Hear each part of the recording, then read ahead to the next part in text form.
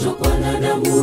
Miaka 12 aligusa pindo la vazi la Yesu. Hapo hapo alipata uponyaji, nami kwa imani nikimsogea Bwana Yesu nitakuwa huru.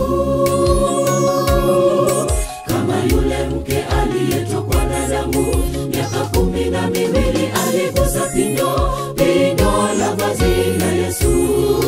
Hapo hapo alipata uponyaji, nami kwa imani nikimsogea Bwana Yesu nitakuwa huru.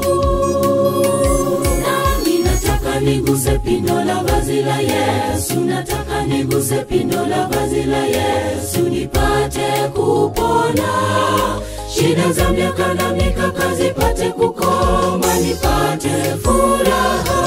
Nami nataka niguse pindo la vazi la Yesu, nataka niguse pindo la vazi la Yesu nipate kupona.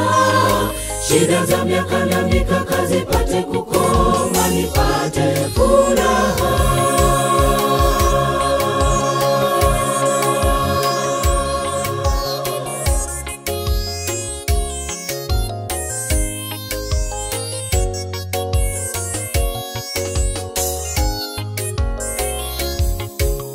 Imani mguse Bwana Yesu japo kwa umati, ndiye mponya wetu.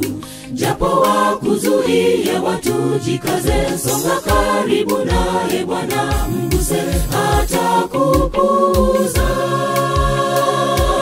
Nami nataka niguse pindo la vazi la Yesu, nataka niguse pindo la vazi la Yesu nipate kupona.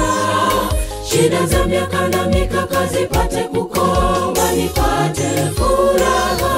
Nami nataka niguse pindo la vazi la Yesu, nataka niguse pindo la vazi la Yesu nipate kupona. Shida za miaka na mikaka zipate kukoma, nipate furaha. Nami nataka niguse pindo la vazi la Yesu, nataka niguse pindo la vazi la Yesu nipate kupona.